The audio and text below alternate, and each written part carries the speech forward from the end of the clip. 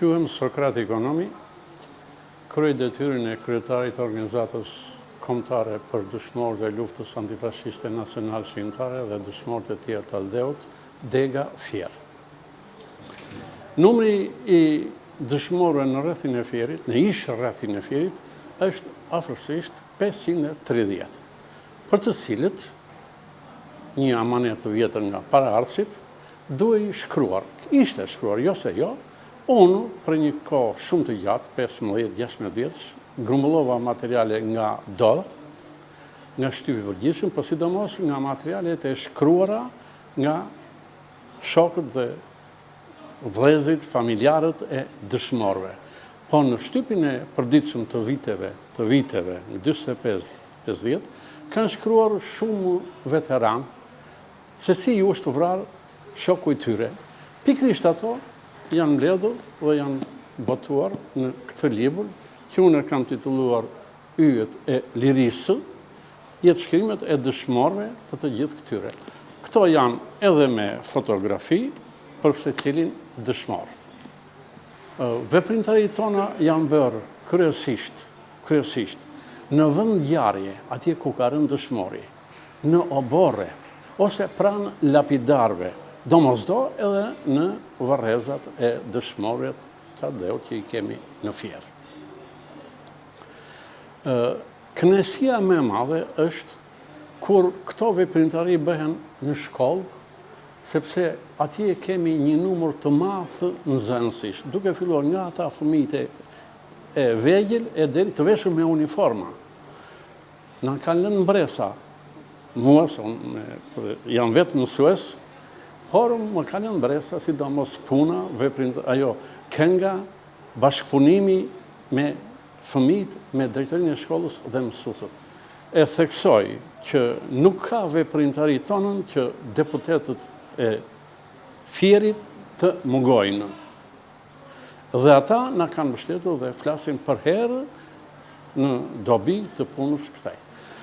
Lufta antifashiste nacional shqiptare është një nga luftat më të lavdishme të popullit shqiptar.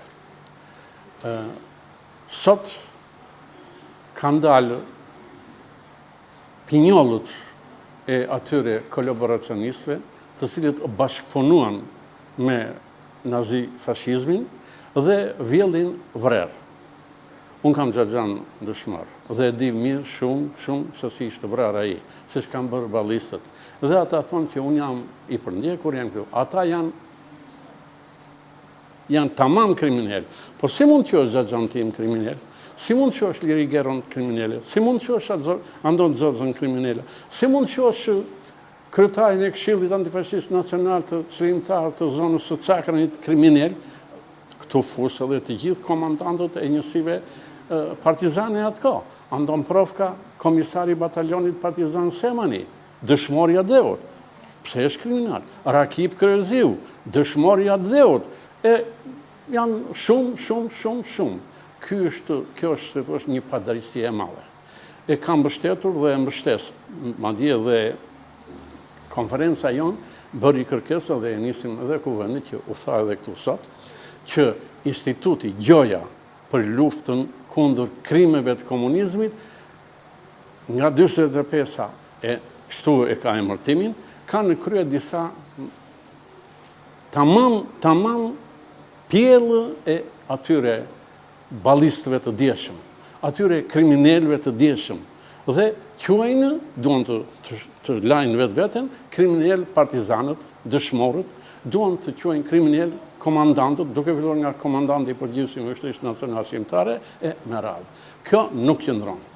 Mbështes kërkesën që u shtathe sot, që të krijohet një institut me historian, me shkencëtar, të cilët të mbledhin të dëdhenat kudo, në çdo arkiv shtetëror që mund të jetë në Fier, madje edhe të vetë atyre humbësve, të fashistëve, të nazistëve, të bashkëpunëtorëve të koalicionit të madh sovjetër-amerikan, donë që në arkivat e tyre kanë të gjitha të dhenat dhe mbi bazën e tyre të bëhet historia e Shqipërisë.